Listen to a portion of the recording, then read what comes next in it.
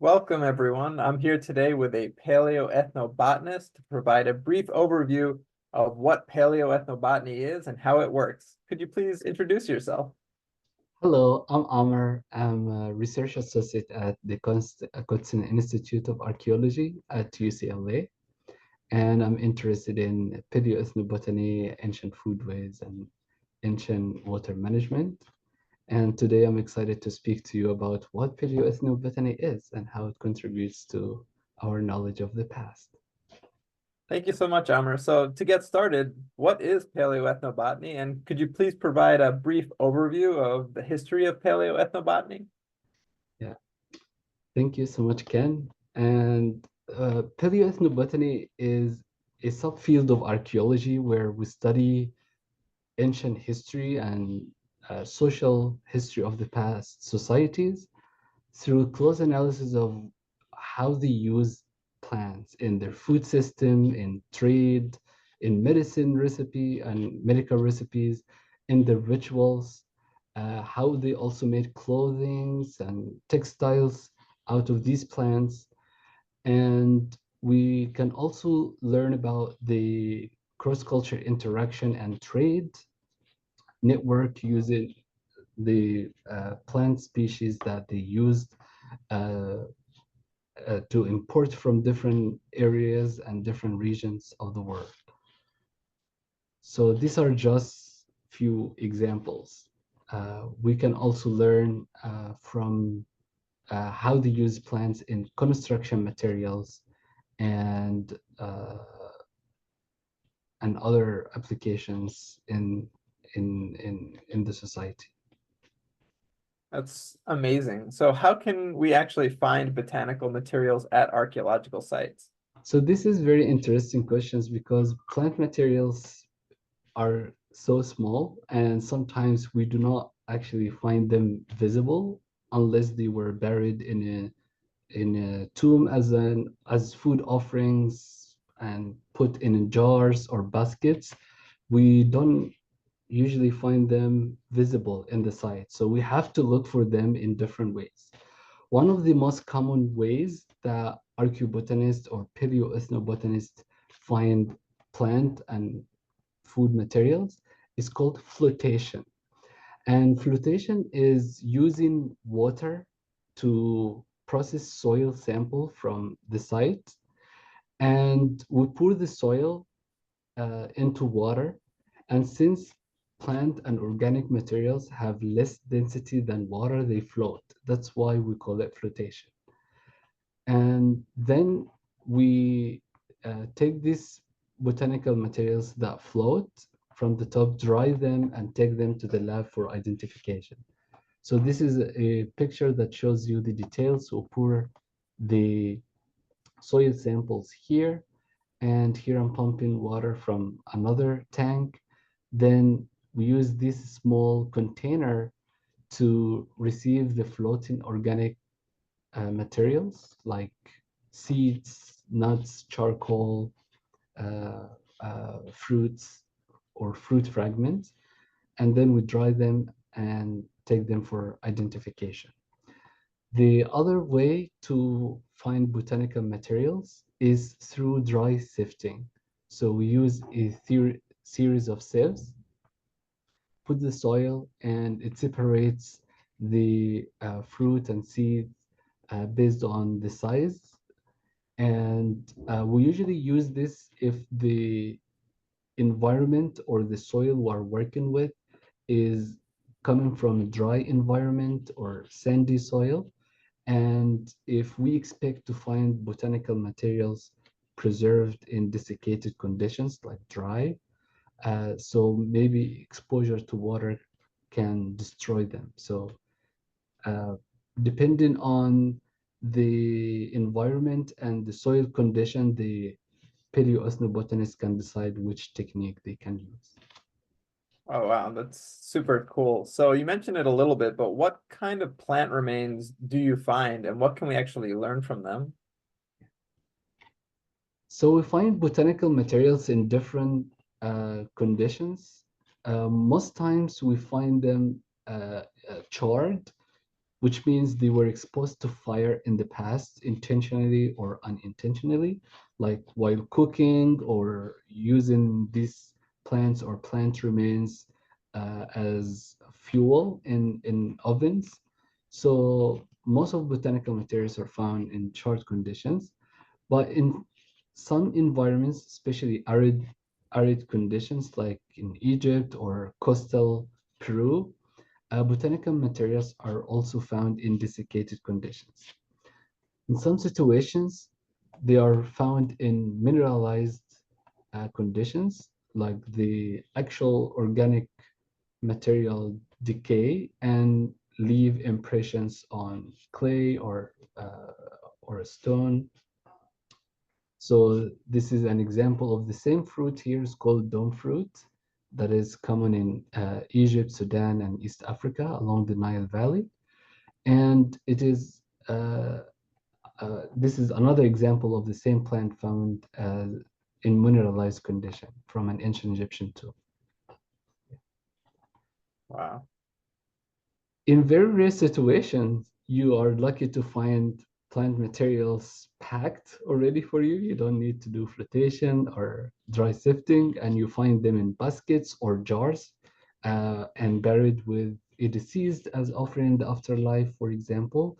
This is a sample of cumin that dates to around 3,500 years from a tomb of a high official in Egypt.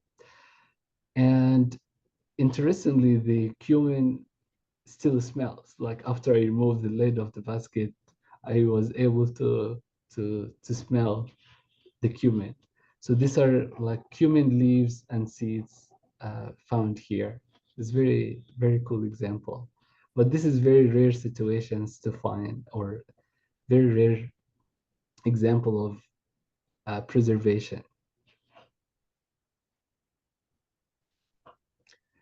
In terms of what we learned from botanical materials, there are so many things. First, we can date a site, for example, using carbon dating, because plants are organic materials. And this is an example of how carbon dating is started. Willard Libby from started this project in University of Chicago, and he was also a scholar here at the UCLA. And he invented carbon dating by using botanical materials, seeds, and wood that came from known contexts, like the step pyramid of King Jesser in Egypt. He used some of the wheat and seed samples to uh, calibrate and make the experiment of carbon dating. And he won a Nobel Prize for that, which is very interesting. And the other things we can learn from botanical materials is to understand ancient diet. For example, this is a tomb of non-elite or comes from non-elite cemeteries in Egypt, a site called Nag Adair. People were buried in small oval shaped pits, and we don't have any texts, any arts in their tombs like high officials. So archaeobotany can tell us the social history of these people that we rarely know anything about them. We don't have any textual materials or any art depicting their tombs or fancy or elaborate material culture. So can still say something about their culture and identity through the the food they ate, or the food also they had as offerings in afterlife. So this is a quick example from one of the tomb. This is a jar here with wavy handle, and inside this jar, this is another picture of it when it came to the museum. There was a residue of beer mash. Oh my goodness. First, the archaeologist thought it's oily sediment, and he wrote this in his notes. So if someone with no experience would discard this and think it's just dirt. But actually, by analyzing this beer mash, I found fermented barley, if you see it here, inside the beer mash. So it can tell us about like what species people used in their food and drinks. And more exciting finding here is that when I used more advanced digital microscopy from the nanoarchaeology lab here in UCLA, I was able to find the use of wild fruits used as a sweetener to this beer. So it's kind of the sweet beer, Harry Potter beer in the studio. So this is very interesting example, and this was actually carob is a wild fruit that is. This is one Oh, modern example of it, oh, and this when you soak it in water, it actually uh, produces sweet flavor. Like you can eat it. I personally love eating it, or make juice out of it.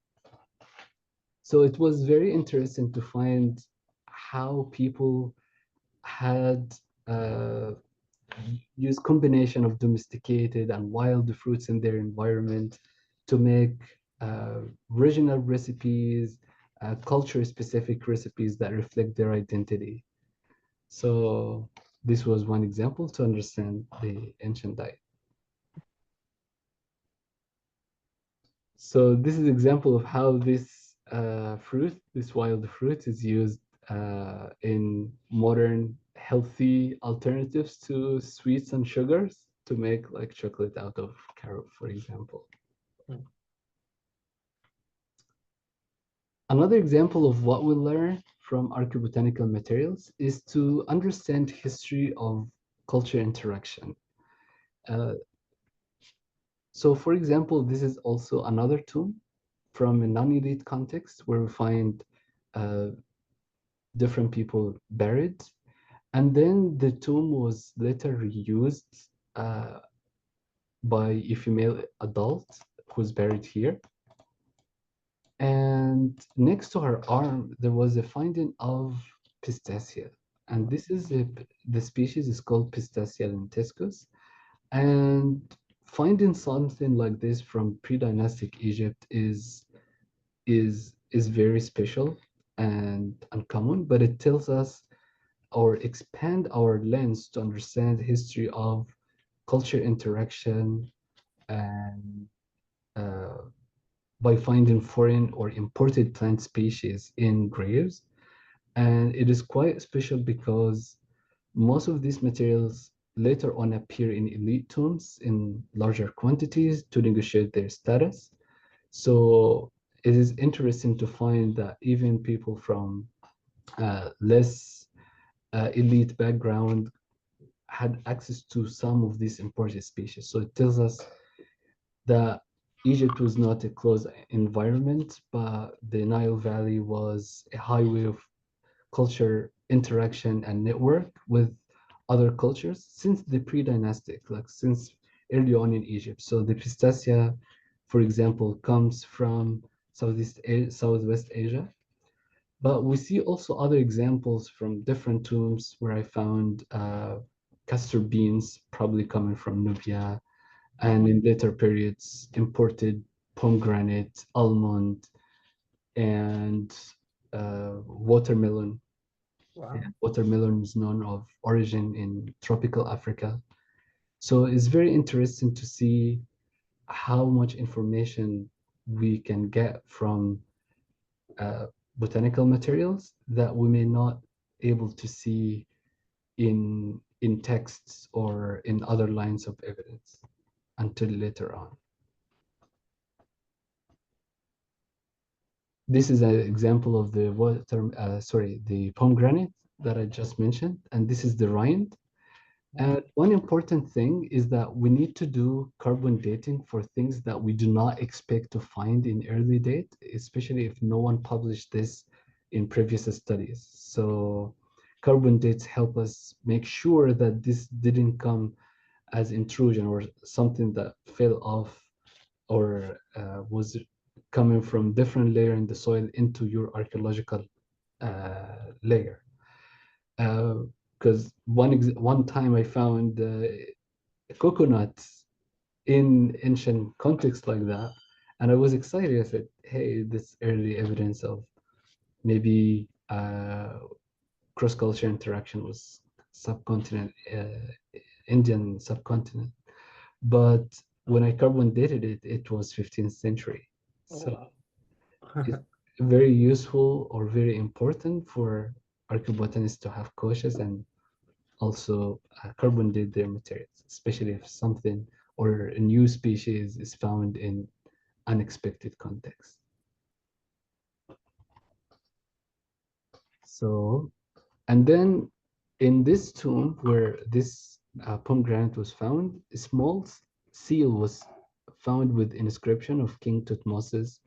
It didn't say exactly which one, but the carbon dates show that it was the time of King Tutmosis III in Egypt, and he was known for having foreign campaigns in different regions, and even depicted the new flora and fauna that he brought to Egypt from his foreign campaigns. And here we find example of pomegranate depicted in the botanical garden of the Karnak temple in Egypt. But interestingly, that this is the like first evidence of finding this pomegranate physically and from non-elite context. wow. So I know that paleoethnobotanists use isotopes for many different things. I was wondering if you could provide like a brief overview of how you use different types of isotopes and what they can tell you about past life ways. Yeah, thank you. That's also a very important question. So the stable isotope, basically we study the different like isotopes of an element, or isotopes means like phase or form. So carbon, for example, can come in different isotopes. You can have carbon 12 and carbon 13, and these are stable, but carbon 14 is radioactive. And we can learn from these things to understand ancient foodways and ancient climate. So simply, there are different isotopes that tell us a lot of information in the past, depending on your question.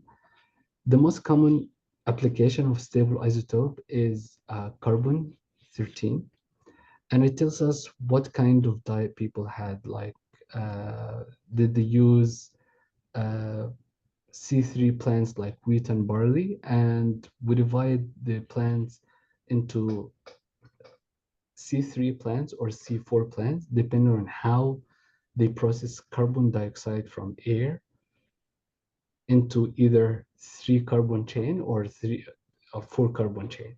The most common examples of C3 plants are wheat, barley, most of the fruits we eat like watermelon, juniper, cumin, all of these are C3 plants. But sometimes we find evidence of C4 plants that have different pathway or type of photosynthesis, like sorghum and millet. So archaeologists can differentiate between the diet of different cultures or changes in the diet of different cultures in response to uh, like cultural change or political change, or sometimes it responds to climatic changes. So they move to more drought-resistant species, for example. So in Egypt and Nubia or Sudan, for example, the predominant diet of Egyptians was C3 plants like wheat, barley, and other fruits. And in Nubia and Sudan, the predominant diet early on was sorghum and millet and C4 plants. So we can learn about the different types uh, of plants people use in their food system. But one more thing that is extremely important for the application of carbon, that it tells us the history of water availability in the past. Mm, So the plant, when you find a plant remain, it doesn't only give you information about what was available in the environment in this culture or what they imported and used in their diet, but plants record the climate conditions they grow up with. So it gives you like a signature or of of the climate conditions and water conditions, especially if these are C3 plants. So this is an example of the application of carbon isotope, of the pomegranate, where it shows actually evidence of drought conditions where it was imported from. mm, And applied it also in other plants like called juniper. It comes from conifer species. And ecologically speaking, we know that conifers don't grow in Egypt. They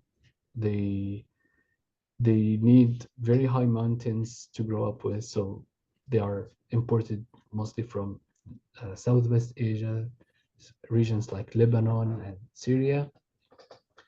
And in that one, when I ran carbon 13 on the sample, it actually showed a high water stress condition where it came from. This was opposite to the carbon 13 signal found in all the plant species found in the same tomb or the same cemetery. So the plants that grow up in the Nile Valley with good water and good irrigation conditions, they didn't suffer from such drought. Another thing we can apply for a stable isotope, and keep it brief, the nitrogen isotope. When we measure nitrogen isotope, especially nitrogen 15 in such plants, they they tell us the history of ancient soil fertility, like what kind of soil these plants grow up with. And this is important for us now because, and to understand ancient agricultural practices, especially if we want to learn uh, from these practices to to benefit our society today for moving for more sustainable agriculture in front of climatic changes. Uh, for example, in modern times, most of the fertilizers are fossil fuel based, and these are very low in nitrogen, so they are not healthy for our soil. So we learn from the past how they managed the soil for agriculture, and the nitrogen isotope can be very helpful to get such data. mm, And sometimes the nitrogen goes up in conditions where they used fertilizers from animal dung or bird feces. mm, So we learn a lot of things uh, from the past societies and different cultures of how they manage their soil, which comes with high nutrition and benefit to their food system as well. The last isotope is I also apply here is oxygen isotope. And oxygen isotope can be applied to reconstruct ancient relative humidity and also climate conditions. But it can also differentiate between different plant species based on the oxygen of the water source they grow up with. So every river, every lake, every water source had oxygen 18 to oxygen 16 ratios that are different. You can use them as fingerprint. So you can differentiate between like what where the plants came from based on what water source they were taking. The interpretation is a little bit difficult and challenging, but you can also combine different isotopes to learn this. Uh, some also applications of isotope you can use strontium, which is kind of mineral that the plants take from the soil, and this is region specific. It reflects the region where it grew up with. So this can help us understand history also of culture interaction and history of climatic changes in the past and uh, how people responded to this by shifting their diets or adapting to these conditions uh, in managing their water systems and agriculture system in different ways. Thank you so much, Amr. This has been super interesting and so helpful to have this overview of how paleoethnobotany works. Thank you so much. Thank you.